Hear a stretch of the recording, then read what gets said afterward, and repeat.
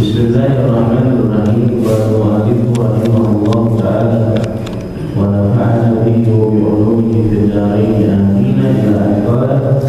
Faslun. Wa salatul jama'ati sunnatun mu'akkadatun wa 'ala al-ma'mumi an yanwiya al-ihtimama duna al-imami wa yajuzu an ya'tamma al-hurru bil-'adli wal-balighu bil-murabihi wa nasihu qudwatu rajulin bi imra'atin wa la ghalib bi ummihi wa ayyuhu min salati al-masjid bi salati al-imam fihi wa huwa 'alimun bi salatihi ajza'ahu ma lam yataqaddam alayhi in shalla fil masjid wal ma'mum kharij al masjid qariban minhu wa huwa 'alimun bi salatihi wa la ha'ilun hunaka jaza. Bismillahirrahmanirrahim.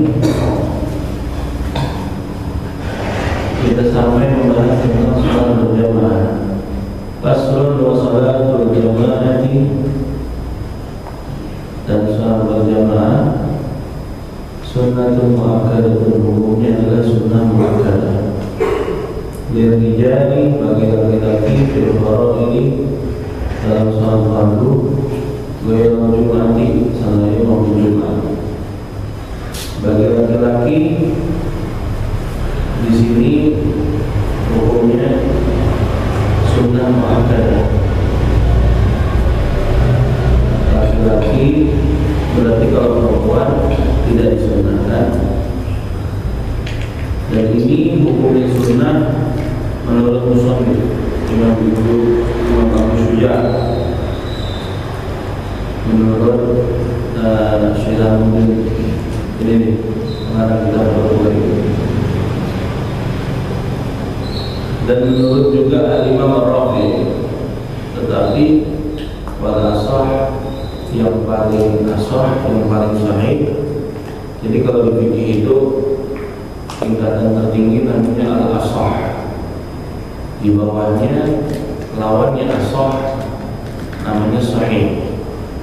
Berarti lebih rendah daripada yang ashah, lebih kuatan al-ashah. Kalau wal ashar, tadi kita lihat dari syaratnya, wal ashar inna Nawawi annaha fardu kifayah. Menurut Imam Nawawi, sholat berjamaah itu bagi laki-laki selain hari Jumat, karena hari Jumat hukumnya fardu ain, hukumnya fardu kifayah. Menurut saya Imam Nawawi, dan ini pendapat yang paling ashar dalam mazhab Syafi'i. Mazhab kita Imam Syafi'i berpendapat bahwasanya sholat berjamaah dalam sholat fardu hukumnya fardu kifayah. Lawannya fardu kifayah berarti kaulnya pendapat sebaliknya. Sebagian ulama yang lain lagi mengatakan adalah sunnah mu'akkadah, sunnah yang dikuatkan. Nah, hukum fardu kifayah ini memiliki syarat. Ini udah bahas belum nih? Minggu kemarin udah bahas saya. Hah? Udah. Ini ulangi lagi. Yang dikatakan fardu kifayah itu adalah yang memenuhi syarat. Adanya adanya orang bisa melihat dari luar bahwa di dalam ini ada salat berjamaah tidak tertutup. Makanya nggak ada waktunya, makanya azannya sampai keluar, komatnya kalau bisa sampai keluar, itu sebagian masjid aja. Terus tempatnya itu di jalan, maksudnya ada jalanan di depannya, orang lewat jadi bisa melihat kalau dalamnya di depan. Ini yang bisa mengumpulkan fardu kifayah dalam satu kampung, dalam satu tempat. Jika tempatnya sholat berjamaah di dalam rumah yang tertutup atau di dalam musola tapi nggak siapnya, nggak ada barang dari luar, dari luar lihat ke dalam nggak kelihatan kalau ada sholat jamaah, maka belum gugur fardu kifayah itu. Oh ini udah ya tadi. Yang bawah sebenarnya dulu. Oh ya dulu. Baik. Boleh juzul musafir. Iya. Kalau nggak salah ini kita baca saat mulu aja. Dapat sholat berjamaah selagi dia belum salam yang pertama, selagi imam belum salam yang pertama, maka dapat dia pahala sholat berjamaah walaupun dia nggak sempat duduk bareng sama imam. Angin ini dari kalimat fikih, dapat pahala sholat berjamaah dan dapat sholat berjamaah itu otomatis dapat pahalanya selagi imamnya belum salam yang pertama, walaupun untuk makmum nggak sempat duduk bareng sama imam di tahiyat. Jadi bagaimana? Imamnya udah wa ala ali sayyidina Muhammad bil alamin innaka hamidun Allahu akbar, pas lagi duduk assalamualaikum warahmatullahi wabarakatuh. Itu namanya dapatin pahala berjamaah walaupun sedetik begitu ya. Beda sama orang dapatin jamaah dari awal takbiratul ihram. Beda sama yang sholat Jumat. Kalau sholat Jumat harus minimal 1 rakaat. Bisa 1 rakaat di awal bersama imam, di rakaat kedua dia yang farqah dari imam diselesaikan sendiri, atau dia telat, dia datang udah di rakaat kedua, dia takbiratul ihram, imamnya masih berdiri di rakaat kedua. Ini dua-duanya dapat minimal 1 rakaat misalnya. Lain halnya kalau misalnya dia dapetin imamnya udah ruku, udah tidak, nggak dapetin tumaninah ruku bersama imam di rakaat kedua. Nah ini namanya kurang dari 1 rakaat, maka harus menyempurnakannya 4 rakaat. Usulinya usul fardhu jumaah rakaat ini, tapi penyempurnaannya tetap 4 rakaat, bukan 2 rakaat. Terus kemudian bisa dengan niat an-niyal ihtimam, niat makmuman, awil ihtimam atau iktida. Bicaranya niatnya iktida. Iktida itu sama dengan ihtimam. Ihtimam artinya niat makmuman atau usolli fardhu apa ini tadi maghribi salat rakaat yang mustaqbil qiblati, apa namanya, iktidaan bil imam gitu disebutnya begitu. Pokoknya kalimat yang mengandung sholat berjamaah boleh. Paham tak? Dan boleh juga ditakyin. Ditakyin itu ditentukan. Imamnya Ustaz Rizki disebutin usolli fardhu maghribi makmuman bi Ustaz Rizki. Nggak taunya Ferry, wah salah batal. Jadi takyin itu boleh, tapi kalau salah batal. Beda sama ditambahin isyarat, ditambahkan isim isyarat. Isim isyarat itu ini itu gitu ya. Ada hari itu isim isyarat. Contohnya begini, usolli fardhu maghribi makmuman bi Ustaz Rizki hada gitu ya. Ustaz Rizki yang ini lillahi ta'ala. Nggak tanya yang imam sholatnya masih sah karena ditolong sama hada gitu ya. Ini yang jadi begini santri biasanya dia mau coba-coba pakai bahasa Arab gitu, mau menikah gitu ya. Kalau itu mah dari kecil udah kenal, udah sah, udah jangan dirubah-rubah udah.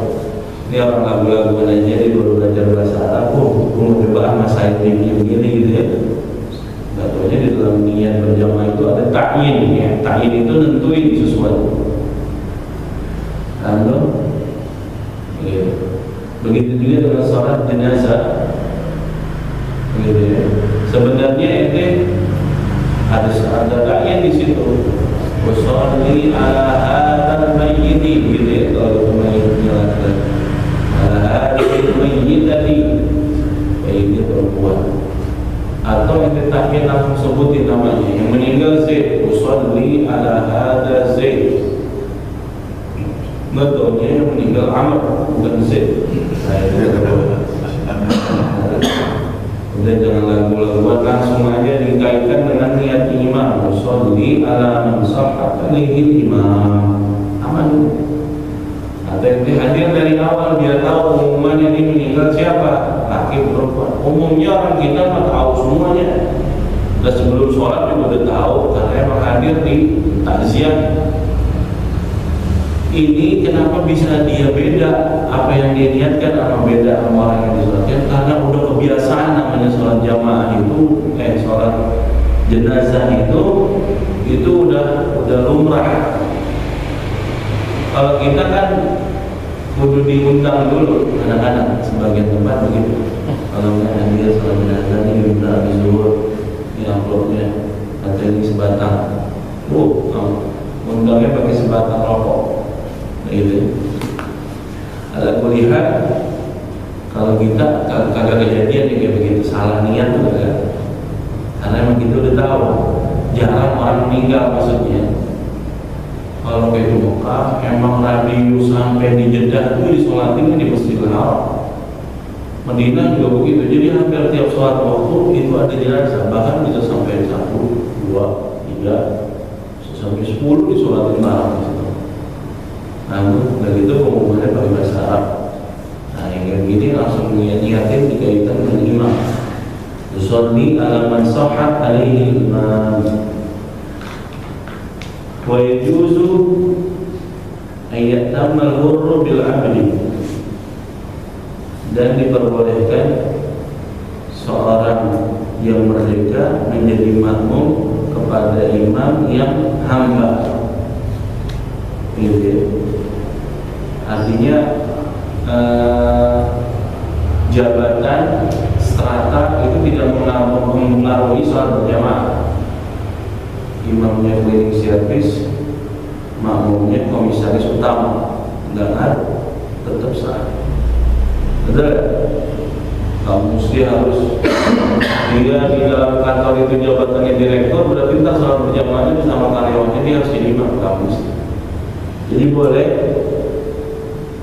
Kalau dalam bab sholat malah justru lebih afdal dia yang qari. Kemarin kita udah bahas qari. Terus kemudian wal balighu bil murahiq. Orang balik boleh ikutin sama imam yang murahiq, anak kecil yang dikit lagi mau balik. Asalkan dengan syarat murahiq itu sunnah gitu. Ya sunnah karena nggak bawa najis. Karena memang orang dulu namanya sunnah dia dari baru lahir.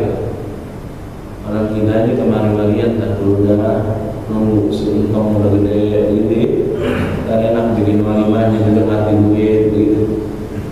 Kalau dulu emang masih balita dia udah di sunnah. Jadi umur tamis, murahim itu dia udah pada di sunnah.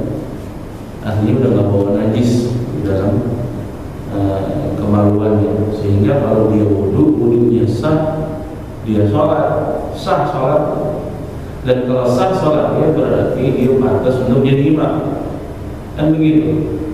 Dan kalau dia sholat sebelum dia balik, maka kebaikannya kembali kepada orang tuanya. Apapun anak kecil itu yang dilakukan, apa yang dia lakukan, maka kebaikannya, pahalanya kembali kepada orang tua. Wa iyu maudiin wala qari wala tasihu buat rajulin bi imra'atin. Dan kalau ini baru tak boleh seorang perempuan menjadi imam bagi laki-laki, tidak boleh. Harus laki-laki menjadi imamnya. Walaupun perempuannya bacaan lebih bagus, walaupun lebih pagi, tapi tetap syariat yang imam kalau antara laki dengan perempuan maka yang laki yang imam. Jadi bukan keturunan, Imam itu bukan yang tuaan. Imam itu bukan yang pakai peci haji. Jadi imam boleh siapa aja, asalkan dia tahu syarat-syaratnya sholat berjamaah. Dia tahu hal-hal yang berkaitan dengan sebelum sholat, wudhunya, istinjanya, gitu ya. Nah, gitu. Dan namanya imam itu sifatnya al-istiqlal. Apa namanya istiqlal? Istiqlal itu merdeka, bukan masjid. Itu masjid, namanya masjid istiqlal. Istiqlal itu artinya merdeka. Artinya dia tanpa ada desakan atau tekanan dari makmum, enggak ada. Dia yang berdiri sendiri, dia yang menentukan. Rakaat 2, 3 dulu dia. Jangan pakai nunggu makmum. Oh, ibu berdiri makmum. Pikirin dulu. Beda sama sifatnya makmum. Makmum itu sifatnya al-iqtida, wajib ikutin imam. Paham?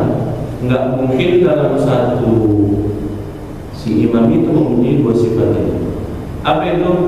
Sifat istiqlal, menentukan gerakannya sendiri, kebijakannya sendiri, dan juga ngikutin. Enggak boleh. Ini satu-satu punya porsinya masing-masing. Imam mengikuti imam, ya bijakannya di sini. Kalau makmum mau ngikutin, maka dia pikir dulu. Oh iya, gue salah. Karena gue udah pikir nih, apa yang diberitakan oleh makmum, subhanallah, berarti posisi saya lagi salah. Antum jangan main langsung, udah subhanallah langsung berubah gerakannya, refleks begitu tak berpikir. Jadi namanya itu gak istiqlal. Paham? Jadi dia seperti itu. Terus kemudian wa ayyu mawdin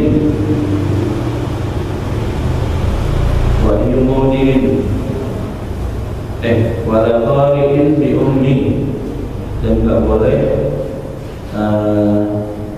makmum yang bagus bacaannya, makmum yang qari ikutin sama imam yang ummi, yang tak pandai dalam baca suratul Fatihah.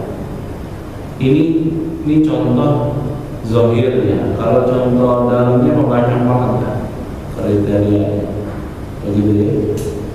Karena imam itu dia siap untuk menanggung kekurangan bacaan makmum yang masbuk. Iya lah. Makmum bisa jadi datangnya pada saat imam dikit lagi mau ruku.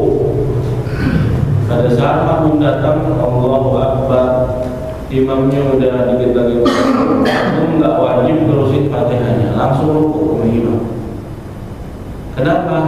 Karena dia wajib diikuti makmum, imam, dan sisa Fatihahnya itu ditanggung oleh imam. Bukan sisanya, malah dari awal, dari Bismillah sampai waladhdallin ditanggung sama imam. Bagaimana dia menanggung kalau dirinya aja bacaannya tidak baik? Paham nggak? Jadi orang yang mau nanggung harus orang yang bagus. Jadi bendahara harus siap mengcover kalau ada kurang, hitungan lah. Harus yang kaya kan, jangan yang paling gak ada kerja. Dan takut-takut ntar dia dicopot duitnya. Benar gak? Kalau kurang iman tuh bisa ambil. Kalau kaya kan enak, udah dibayarin begitu. Nah, jadi pemimpin itu harus siap nambah. Nanti ya. Jadi sifat imam bukan masalah jabatan. Imam itu hanya menunaikan syiarnya Allah. Adapun apa namanya, siapapun yang jadi imam, yang penting kita dapat sholat berjamaah. Wala tasihu wa ayyu mawdi'in sholat fil masjid, di mana tempat anda sholat di dalam masjid dengan sholat imam fihi. Wa alimun, yang penting ente tahu gerakan dan bacaan imam. Wa huwa alimun bi sholatihi, dan makmum itu tahu tentang gerakan imam. Ajza'ahu, maka hukumnya boleh. Imamnya di sini, makmum yang paling terakhir memang di sini. Di masjid Suri Badar ya. Yang sholat di pojok sana. Tapi kelihatan mereka dua orang sholatnya sah, tapi pahala berjamaahnya kurang. Maka ada sebagian ulama nggak dapat karena jarak antara dia dengan makmum yang paling di depannya udah lebih daripada 3 zira. 3 zira berapa? 1,5 meter. Jadi kalau lebih dari 1,5 meter itu nggak dapat pahala berjamaah. Kalau hukum sholatnya tetap sebagian ulama bukan nggak dapat pahala, tapi kurang sempurna. Begitu ya. Jadi pas ini buat orang yang jagain penitipan sepatu dan sendal, dia mau dapat dari pahala berjamaah, maksudnya sah sholat berjamaah, tapi dia butuh jagain sepatu, dia sholat di depan, di ujung masjid dia sholat. Yang penting dia bisa melihat gerakan imam atau lewat gerakan makmum yang ada di paling belakang. Jadi, wa ayyu qawliin sholat itu pilih syaratnya. Jawabannya ajza'ahu. Selagi malamnya kepada menghadiri, selagi posisi makmum tidak mendahului posisinya imam. In shalla fil masjid wal ma'mum kharijal masjid qariban minhu. Nah, sekarang permasalahannya makmum ini bukan di dalam masjid, tapi udah di luar masjid, di luar batas tempat sholatnya. Jadi makna luar masjid itu dalam hukum ini, bab ini, itu bukan pagar parkiran paling terakhir, bukan, tapi adalah tempat yang dipakai buat sholat. Jadi masjid ada pintu, setelah pintu masih ada teras, beberapa serambi masjid yang masih bisa dipakai untuk sholat, seperti ubinnya si gede. Nah setelah itu parkiran, nah itu nggak masuk tuh bagian dari masjid. Dan itu. Nah ini sekarang dia sholatnya di parkiran atau udah di luar dari tanah masjid. Inshallah fil masjid. Kalau misalnya si imam sholat di dalam masjid, wal makmum kharijal masjid, makmum di luar masjid, tapi qariban minhu, tapi itu makmumnya masih dekat ke arah masjid. Nah, makna qarib dekat dalam hal ini 300 zira, kurang lebih 150 meter. Berapa jaraknya? 300 zira, 300 hasta. Hasta itu ukuran dari ujung jari tangan sampai siku, itu namanya hasta. 2 hasta berarti 1 meter. 300 hasta, 300 zira berarti 150 meter. Jaraknya siapa nih? Makmum yang di luar masjid. Terhitung dari mana? Dari posisi dia diri sholat tersebut ke bagian paling terakhir masjid itu. Ubin ini yang di teras itu. Kalau masih ada di 150 meter masih sah. Lebih dari 150 meter, lebih dari 300 zira udah dinamakan qarib. Udah bukan dinamakan dekat, tapi udah jauh. Atau patokannya bukan antara makmum yang di luar itu sama masjidnya, tapi antara makmum dengan makmum yang paling dekat dengannya. Misalnya sholat jamaah di serambi ada juga, di teras ada juga, di parkiran ada juga, terus kosong ada lagi sebenarnya. Nah itu di antara sok-sok itu masih 150 meter, itu masih sah. Di sini makmum yang paling terakhir, tiang yang di samping makam itu, terus selama dalam ini nggak ada orang, baru ada lagi stop di jalanan.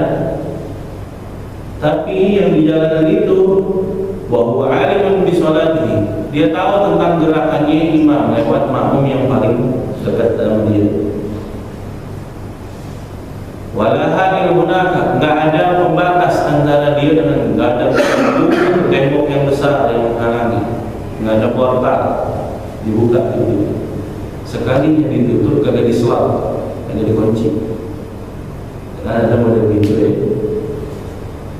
Tapi paling afdal lagi dibuka sedikit. Ini juga dibuka.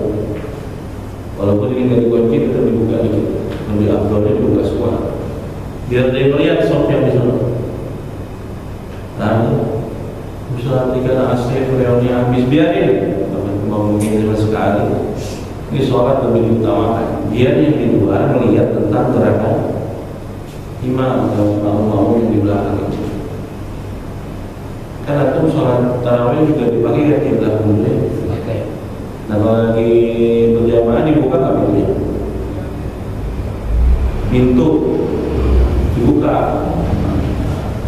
Emang secara sah dia, secara sah selagi enggak dikunci, cetek itu enggak dikunci, itu sah.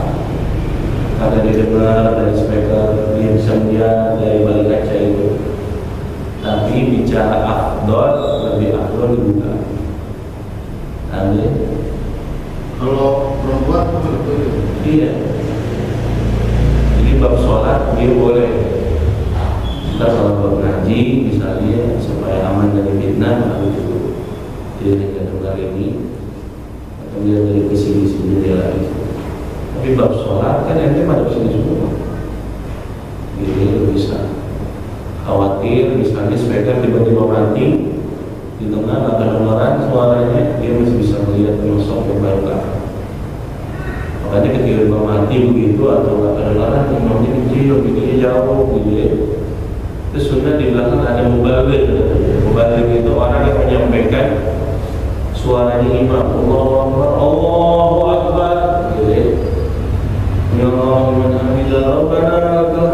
Itu namanya mubaligh yang menyampaikan. Tapi kalau suara imam dari imam tidak ada peran, dari sunai kembali dalam madhab kita Syafi'i. Amin. Akhirnya. Terus kemudian banyak di sini yang disebutkan tentang sholat berjamaah. Di antaranya kalau di sampingnya itu ada 11 syarat sahnya sholat berjamaah. Yang pertama, bagi si makmum tidak melihat hal-hal yang membatalkan salatnya imam. Tidak melihat hal-hal yang membatalkan salatnya imam. Bihadatin aw ghairi, dengan hadas ataupun yang lain. Contohnya dengan hadas begini. Ente sebelum salat berjamaah sama imam ini kelompok bareng. Ente udah lihat imam di depan mata ente kan itu gede bener. Udah kagak pakai kamar mandi lagi, wudhu lagi, tiba-tiba masuk aja. Mari langsung Allah Akbar, memang dia enggak, tapi ente enggak di majelis itu. Nah ini namanya ente tahu imam ini sholatnya batal. Di saat ini ente nggak boleh jadi makmumnya. Tapi di saat bersamaan ente nggak boleh buka aibnya dia. Jangan jadi makmum. Bis kentut di depan kau belum ada sama mandi, nggak boleh. Itu namanya buka aib orang. Lalu atau misalnya ente melihat bacaan Fatihahnya, tahu kan ya, tolak ukur Fatihah itu bukan harus sama ente, bukan. Yang penting kedengaran suara hurufnya, tasdidnya, harokatnya. Adapun panjang-panjangan, pendek-pendek tak apa. Paham? Jadi nggak mesti harus sama kayak gua, lu ikutin nada-nadanya harus gitu. Nanti namanya mungkin apa yang sudah dikuaskan sama Allah. Lalu ingat kalau belajar itu pasti harus yakin yang lain bisa jadi benar. Lalu apalagi fikih itu lebih luas. Hampir kebanyakan masail pasti ada muqabil. Muqabil itu adalah lawannya. Jadi sebagian pendapat ulama ada berbeda, tapi harus benar-benar lihat. Jangan ada hal yang tidak boleh begitu. Terus nanti langsung amalin, enggak. Tapi husnuzonnya ente kepada orang lain yang berbeda sama ente bisa jadi ada hal yang boleh begitu. Jangan bilang, wah lu ngikutin gua nggak sama gua berarti lu salah. Nggak boleh. Terus kemudian nanti lihat imamnya ada najis, gitu ya. Itu salah satu syaratnya makmum, tidak melihat hal-hal yang membatalkan salatnya. Atau ente melihat imamnya terbuka auratnya, lagi rukuk imamnya kebuka, celananya ame kaosnya bisa di belakang, begitu ya. Ada tulisan di GTW, gitu. Nah, itu berarti udah kelihatan awalnya. Nah, jadi perhatiin dulu kalau mau jadi lagi di safar, lagi dalam perjalanan, nanti dulu terus sholat, baru jadi imam. Itu dulu kalau dulu kelihatan apa enggak, sujud kelihatan apa enggak. Nah, ini cuma suara ini yang kelihatan. Gimana ini? Ambil. Jadi perhatiin tuh. Terus kemudian ente sama dia debat dalam satu ember air.